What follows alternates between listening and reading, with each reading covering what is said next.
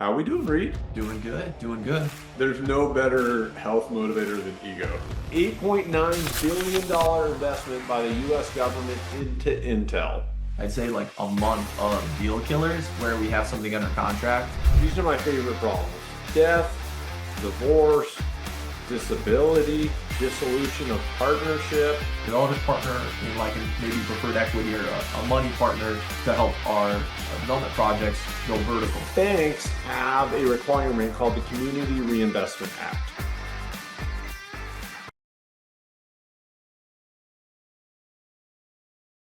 Welcome to our weekly Headlines and Project Pearls. Headlines, a segment where we take relevant news stories from this week and share how they are influencing our personal wealth-building actions in real time. And Project Pearls, where we pull back the curtain and share real lessons from our real deals. We have a great show today. With me is the Sultan of Smart Money, Dr. Reed Faldet. How are we doing, Reed? Doing good, doing good. How are you doing, Professor? Doing fantastic. My neighbor, and I have a bunch of wonderful neighbors, and I've always had wonderful neighbors, but I've got one neighbor that is probably the meanest, unhappiest person I've ever met in my life. Okay. And they are cutting down 12 pine trees today, 100-year-old pine trees next door. So if you see a pine tree falling through the roof and crushing me, please call the local police and let them know it was my mean neighbor that I mentally bless, I mentally send positive thoughts to, because I just feel so bad for her that she's so unhappy that all I can do is just think happy thoughts and hopefully her life improves. But please call the cops if I get squished mid-show. Yeah. I'll keep an eye on the background, the windows, to see if anything's falling towards you, any shadows or anything. Thank you. We are good. Our family's good. We just went on a rafting trip in Montana. We met some cousins there, did that. The kids loved it, had a great time. I've also started fasting. So I've done intermittent fasting, maybe 16 hours.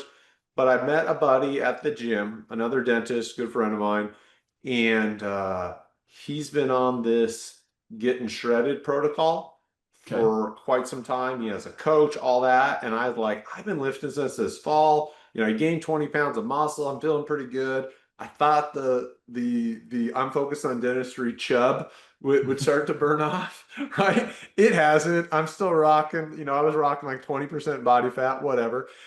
I've lost, in the first 2 weeks, I lost 10 pounds. Well, and it's basically just eating at night, right? Eating the right type of food, your protein about equal to your body weight, a lot of veggies, trying to keep my calories down. My target was 2,000 calories. I probably burn about 3,200, but I'm been at about 1,600 calories. So I'm burning calories. I do my 10,000 steps. I get my 4 workouts in a week as well, like some lifting. And I think you're going to see a shredded Josh here in about 2 weeks, 2 months. Watch out. Just in time for winter, right? Just in time for winter when you find yourself in situations where your shirt's off and not really. You have to go somewhere tropical maybe. No, I'm just going to start walking the dog with my shirt off, November, December. Well, you got the hat on and the mittens, but nothing else. Nothing else. Just look at this. Just one of those like diehard football fans that it's like snowing and they have the yep, you're one of those. As soon as you can see 4 of my abs, right? I don't need all 8. As soon as you can see 4 of them, it's happening. What's new with the Faldet family? Yeah, so well, just a quick touch on that, what you were talking about. So my wife and I say we have to take a tropical vacation every year because it forces us to know that we have that deadline coming up, like swimsuit weather. So we can never get that out of shape because it's approaching us again. So just a little tip there that works for us. She loves to do it after like 3 months after like baby comes too. So she has like a tight window where she's like, I'm trying to get back into my, pre-baby body. So, not that I'm not saying that advising that for any of you, expecting moms or anything, but I'm just saying it. She likes it because it puts pressure on her. But There's no better health motivator than ego. I try not to let ego affect me in my life, right? But that is the one area where I've seen, yeah, people just get so healthy. Ego's the motivator. Yes, yes. Yeah, but on my oldest just turned 3, and so we did a birthday party for her. We have some construction happening at our house, and Yeah. so rather than have like family come to us, we rented a lake house, 45 minutes away, like a really nice lake house, 5 bedrooms, slept like 18 people. And so we just Wow. put out kind of the bat signal, like anyone who wants to come spend the weekend. We rented it for 3, 4 days. And the weather wasn't great, but it was awesome just to have family around. And yeah, and so we've always like looked into like we'd love to own a lake home. And I just like can't stomach like the property taxes and insurance and like just the maintenance, all the money you're just throwing away to not be utilizing it that much, especially at our stage of life. And so I'm like, do you know, my wife and I were talking about this because she keeps pushing for the idea. And I said, we could pretty much rent something every weekend of the summer on a lake, nicer than what we probably buy, and we'll still come out ahead. So we're more in this like VRBO, Airbnb, go find a big house, invite a bunch of people, and just enjoy it rather than like buy something. But that's kind of where we're at right now. So, I ran the numbers, right, on all the local like nice places, right, to buy an Airbnb, and it never pencils. You're always negative, like you said, and then you're stuck. You don't get to choose where you want to go, right? You're stuck on that one yep. spot. We did end up buying a condo about a year ago because our families all we committed to being on the ski team. Mm. So we needed a place. We got it like in this lake community that's 20 minutes from the ski hill. And so during the winter, it was awesome. So good. Like a family came up, cousins, like awesome. We're crushing it. This summer, we've been twice. Yeah. Financially minded, right? Like you and me Yep. is like, okay, should we be renting this thing out because that's not like heavy usage, right? That's just burning money. So I'm with Yeah. you. If I ever figure it out, I'll let you know. Like what are you paying per day that you are staying at that, right? Like that's what your mind goes to. You're like, oh my goodness, that's awful. But It's yeah, not so good. I'm with you. I can't if it doesn't financially make sense, some things I can flex on, but the big stuff I'm like, ooh, I just can't stomach the waste. So The waste. The the waste. waste. That's what it is. The waste. It burns us, right? Yeah. Yeah. Efficient dentists hate the waste, right? That's how It, they create profitable practices. and novelty, I think, is important in life. Like new experiences, right? New environments, it just stimulates you more. So rather than have that, I know there's like nostalgia from going to the same place all the time, right? Like, because you can look back fondly and build those memories. But then there's also the novelty aspect where you can just do something new in a new spot and check it out and see if you like it more. So I think we're leaning towards more novelty than like tradition and nostalgia from like the same thing. But And we were there until the ski team. That was the one thing that pushed us, right? Was the ski team and having your own place and not having to worry about folks. I don't mind Airbnb though so much if it's over a huge chunk of time. So if it's mm, like 4 months a year, we're using it for skiing, 8 months is Airbnb it. So what I'm leaning towards is the popular time for this place that we have is actually the summertime. And that's okay. when we're not going to use it much because we have the pool at the house and the sport court and stuff. So yeah, so I'm leaning towards next summer doing like 8 months of Airbnb and then uh yeah, the burn, the waste. And my wife was very clean, right? She'll have to do like a deep clean after, people rent it, but now Yeah. she's only doing that deep clean once, not every like, every time we want to Every go up weekend there. or week. Yes. Yeah. Yes. I So, gotcha. Yeah. yeah. Cool. Cool. All right. Well, let's talk about the first segment That's fine. here. Headlines. $8.9 billion investment by the US government into Intel. So this was money they already awarded to Intel, but Trump's been pulling a lot of that back. So he said, hey, we'll still give you the 8.9 if you give us a 10% ownership stake. Mm. And this hasn't been linked to the sovereign wealth fund that Trump's discussed implementing. A lot of like Middle East, like Norway, a lot of them have these great sovereign wealth funds have created a lot of wealth for the citizens, right? And so Trump wants to create that as well. What are your thoughts on this, Reed?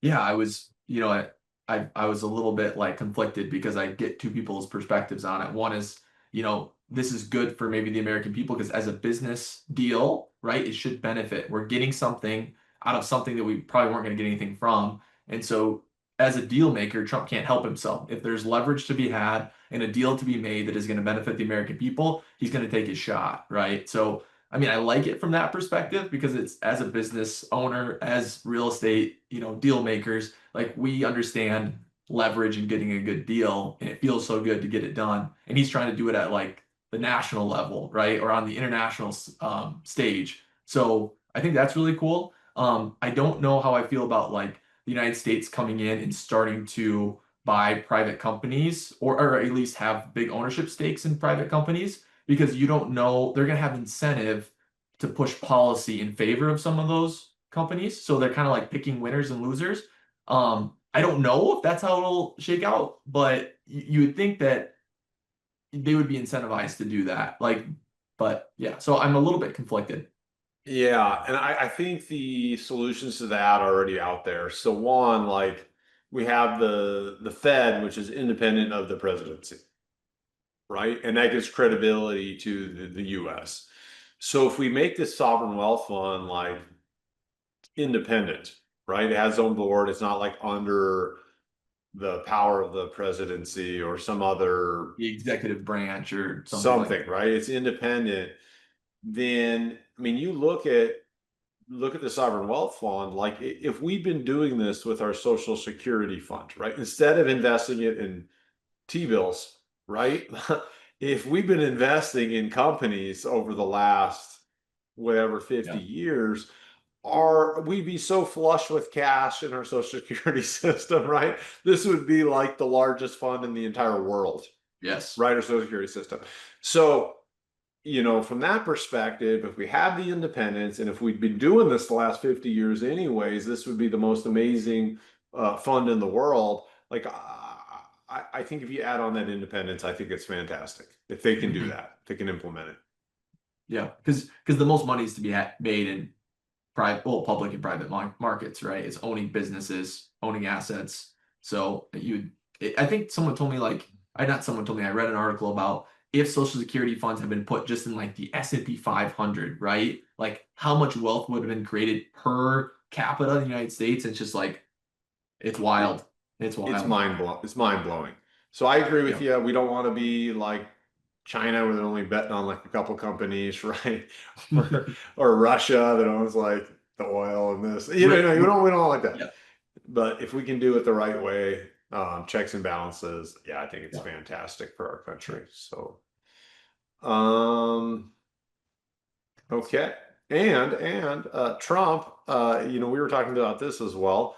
Between this deal, getting the Oh, SoftBank investment for a couple billion, the I forget the Middle East one for whatever 500 million. 500 billion. Like Yeah. Trump is the 500 million is the number one capital raiser in the world right now. I mean, he is like bringing cash into the Yes. U.S. record numbers. So he's killing it. Yeah, it's gonna be so, oh, well, I mean, and throw in tariff revenue in there, right? Like obviously that's not capital raising well, it's kind of voluntarily because people can opt in or opt out, right? So, I mean, just he's trying to blow out that P&L, right? Like right now, that's not been a focus. United States kind of P&L, we've been in a deficit forever, but if you can keep bringing in capital investments and tariff revenue, whether you like the guy or not, he's thinking like a businessman and trying to apply business principles to country, right? So I think anyone who's fiscally responsible, fiscally conservative, like likes to see that. So it'll be interesting how everything, all the chips fall. But man, he's capital raising. He's definitely capital raising, which is awesome. So He's capitalism. He's treating us like a business and trying to drag everyone else in the government along. Like, come on, we're gonna do this.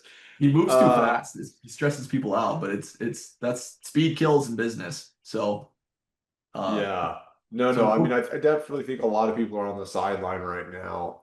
They don't know with their business, right? With these big businesses, tariffs, Yeah. interest rate, these types of things.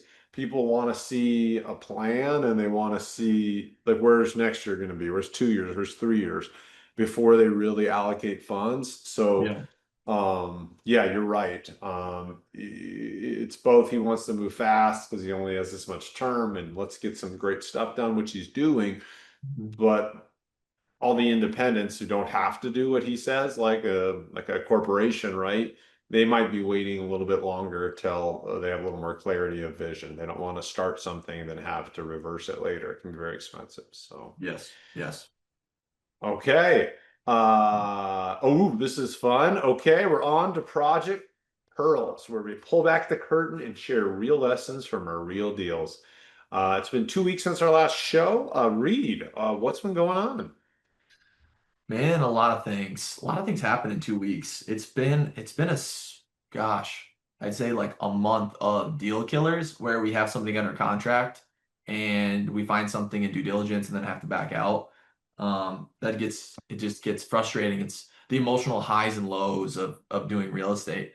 And so one of those, so I mentioned this in our Facebook group, but a friend of ours, Nathan, brought me an RV park deal and he's like, hey, look at this. This looks awesome. Like he's done a lot of RV park deals, so I've not done any. So sometimes it's if I don't feel if I don't have the confidence to bridge into a new asset class, I'm definitely going to partner with somebody on it who has. Just it's just a good rule of thumb. You're just gonna you don't know what you don't know. So I always want to partner with someone who brings that experience. We talked about that a little bit. Anyway, so the as is cap rate on these two RV parks that are right next to each other was like 9.8% cap rate, right? And the local operator there secured seller financing at 5% for interest only for 3 years for one part, 5 years from the other. So, I mean, this thing cash flowed like 12% day one, right? And then there's a lot of value add to it as well. There's a lot of pads open. Vacancy wasn't very good, or I should say occupancy wasn't very good. So just a lot of good as is, but a lot of potential upside. But the thing about it was, anytime you do an RV park, like you don't know what's going on the environmental side, any real estate for that matter. You don't know what's in the soil, right? You can't look at it and say, this is good. But soil contaminants, you know more about this than I do, Josh, in development. But it's so important to know what the quality of the land is, if there's been any oil contamination or maybe some kind of chemical process that's happened there in the past or metal filings, whatever it is. And so you need to do an environmental study. And we did one, and it came back that there was some oil contamination. And so we decided ultimately not to move forward with the park because it would be really hard to possibly sell it in the future or possibly get new financing on it when we went to do a refi. So it just could we still move forward? Yes, but the risk on the back end is high and limits our options, so we decided to back out. So that was one deal. And then we had a multifamily deal you and I talked about, I think a couple weeks ago. It was that 54 unit that was like 40K unit, right? So we got into the actual property inspections where we get really thorough. And we found on one of the roofs just like sagging with water on it, right? And so you go into those units and you can see the ceiling starting to bow. You're gonna just a whole new roof is needed on that. And our rule of thumb is we put a rough budget on CapEx that we're willing to pay, and then anything we find is a dollar for dollar reduction on price because we have to retrade at that point. We have our underwriting, and the seller just wasn't able to retrade with us. So we had to back out of that one too. Um, and then, sorry, go ahead. Well, can I reflect on these two because these are great? Okay, yeah, go ahead. Yep. Yeah, and then you can keep going. So, one is the only way you get like substantial returns is if you're solving problems, right? And so sometimes you think you're solving a problem, but you don't know all the problems, right? So Reed had these under contract for great prices, and they, in their brain, his team had an idea of what problems they were solving. What happened was is through the due diligence process, they found other problems that made the valuation and the pro forma not look as attractive, right? Mhm. And so um, we always dive in and focus on we don't mind problems because that's how we make money, but it's got to be the right problems that we can solve. Yep. And on the first one, like there was oil in the soil. Okay, like who cares, right?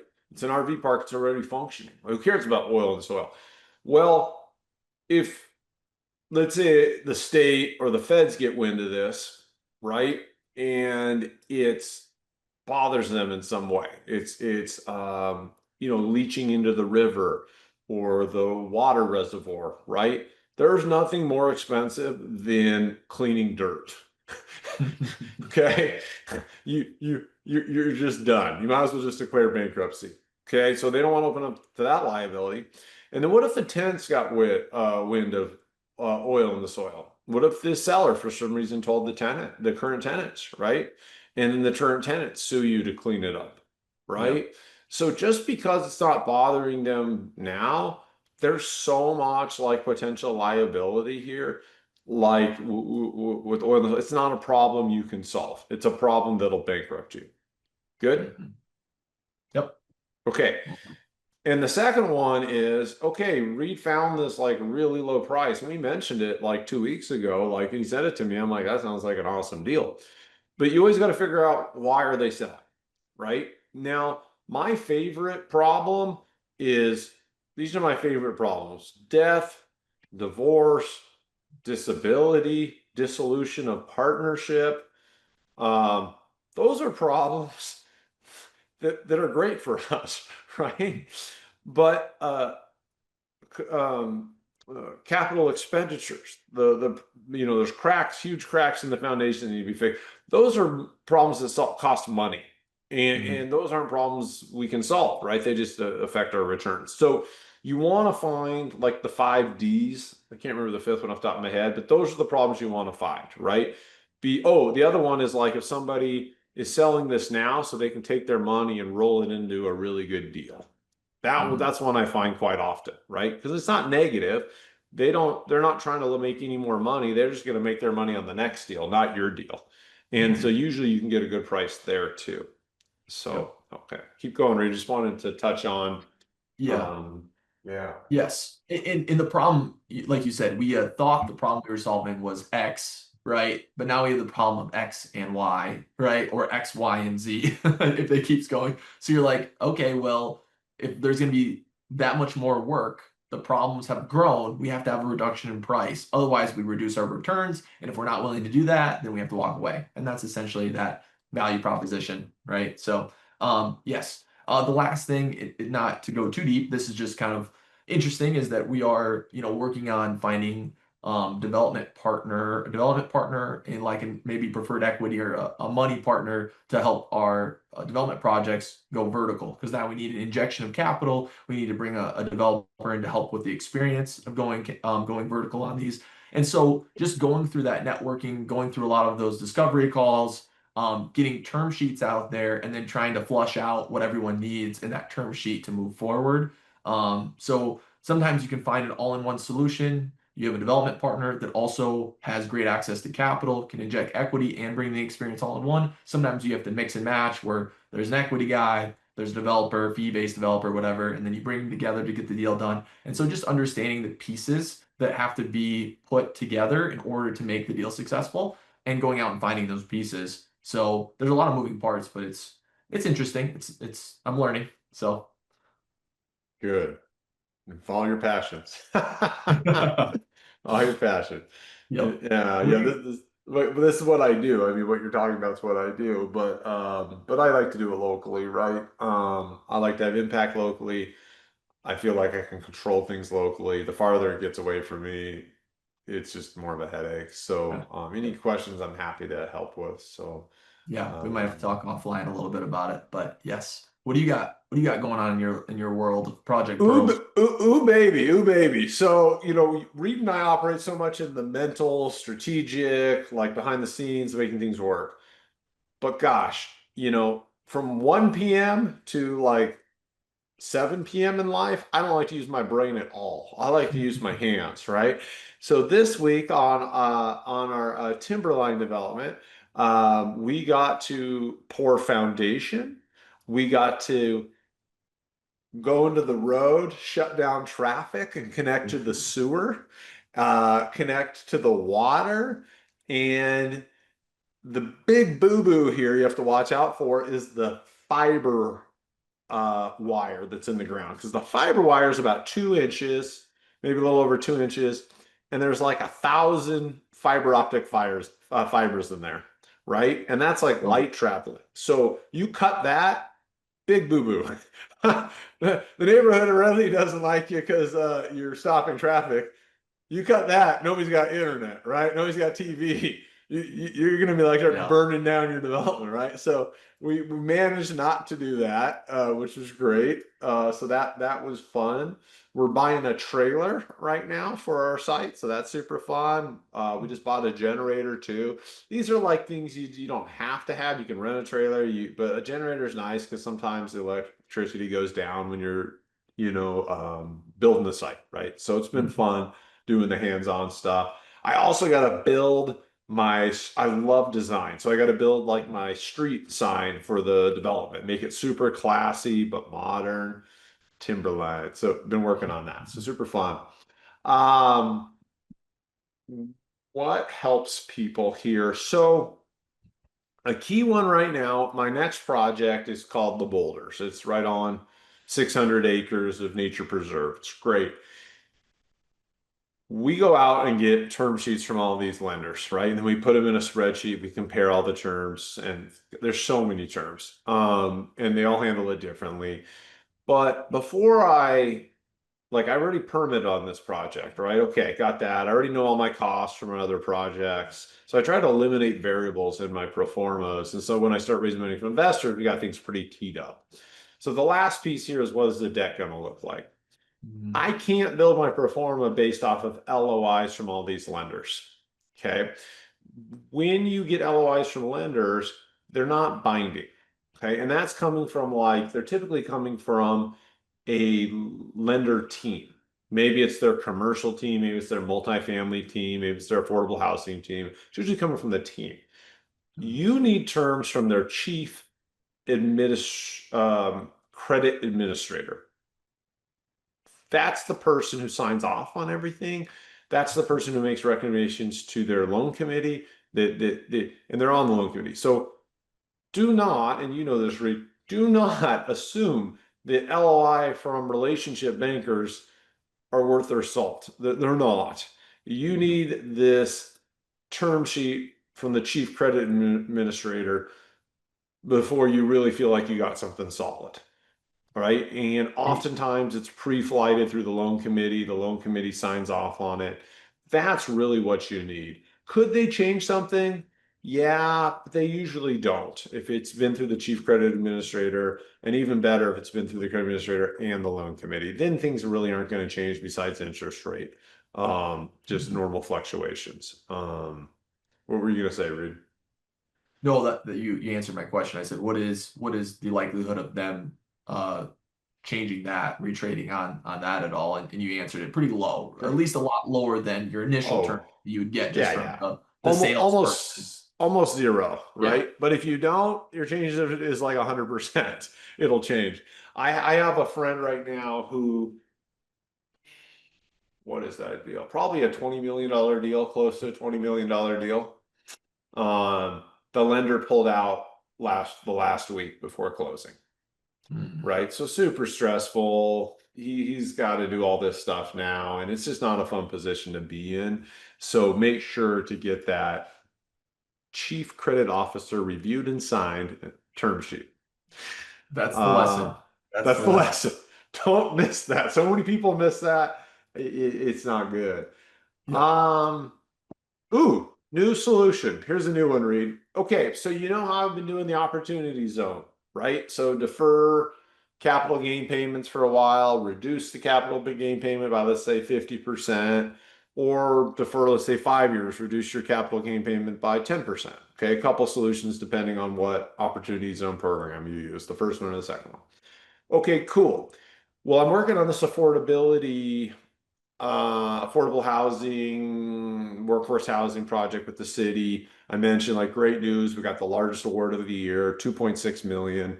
We're going to do for sale townhomes and build for rent apartments. Okay, super cool. Get community impact. It's like 5 minutes from my house. Feels great. Get to do it with the city. It's fun. Um, Banks, okay, not credit unions. banks have a requirement called the Community Reinvestment Act. They get scored on how much money they're giving to these community projects, how much they're lending on these community projects, how much they're investing in these. Okay. And it's like unsatisfactory, satisfactory, and then like exemplary or something, like some higher level. Okay. And when they ask to do things to the federal government, like, hey, we want to go buy more banks or we want to expand to this new state, the feds look at this score and they say, your score is not good. No. They say, your score is great. Sure. And so banks need a high CRA score. And so when we're doing these affordable projects, you can go to banks and get two things. One is you can get better terms on your loan. Okay.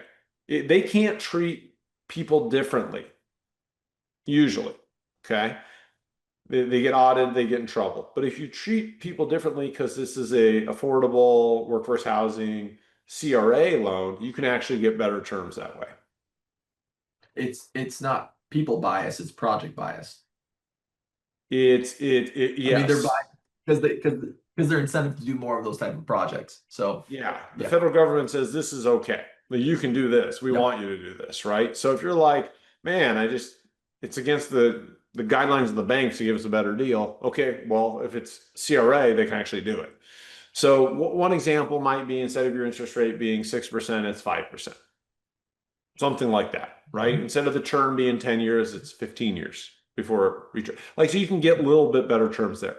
But the second thing you can do and the strategy with the OZ is you can actually have the bank come in as an equity holder. They can actually be an investor in your deal if it's CRA. And so now they're both the lender with a little bit better terms, and then they're an equity investor. Maybe they have a preferred return of 4% over 10 years. Okay. And Is it banks, is it yeah. common is it common equity or is it pref equity? So is it like debt, pref equity, investors?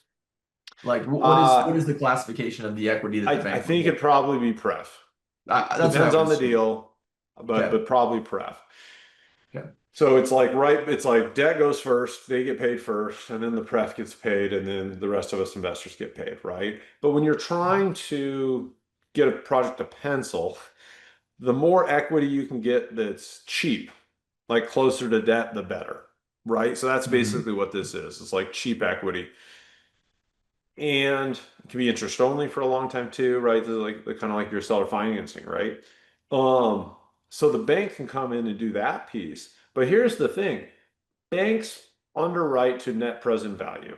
Net present value is a calculation, you guys can look it up. Basically, it's taking money in today is worth more money in the future. So if you get money in 5 years, like $1 in 5 years, they discount it by, let's say, 6% a year compounded to get to what's that worth today. Okay. So 100 grand today is worth 100 grand. 100 grand tomorrow is worth 95,000 to them. Okay. 100 grand in 2 years is worth 90,000. Okay. 100 grand in 3 years is worth 85,000. I'm simplifying a little bit. And then they add up all those thousands, and that's how much the deal is worth to them. Okay. That's how they make their decisions on lending and whatnot. Okay. It's a net present value calculation. What's interesting about this, if you add OZ onto this, okay, if the bank has a capital gain, okay, they roll the funds into your project CRA funds as equity. 10 years down the road, when we sell the building and they get their money back, they don't have to pay taxes on that. So that capital gain tax, which is part of their net present value calculation, is no longer there. Hmm. So you can get even better terms from them with their equity, layering it in on OZ, right? And typically, if you're going to get CRA funds, community reinvestment funds, it needs to be in a lower income area. Well, guess what? All the OZ is lower income areas too. So you can stack these two benefits and turn the bank not only into your lender with better terms, but also maybe your largest investor. Mhm. Yeah, that makes sense. It's aligning incentives better than anything else, right? I mean, everyone's aligned at that point. Everyone's aligned. And they don't have to play by the same rules, right? It frees them, it This- unshackles them.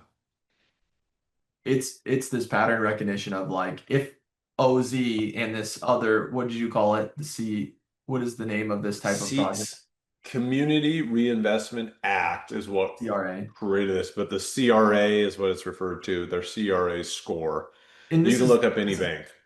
I mean, this is what people do in business and in real estate is you see these patterns and then you put them together. If it qualifies for this, it's probably this. This juices it up even more. It incentivizes this party. The capital stack falls into place, juices returns, right? And you're like, okay, I figured it out. Let's do it again, right? And then next time you'll pursue, if you see this other type of opportunity come out, you'll be like, I'm just going to do it again.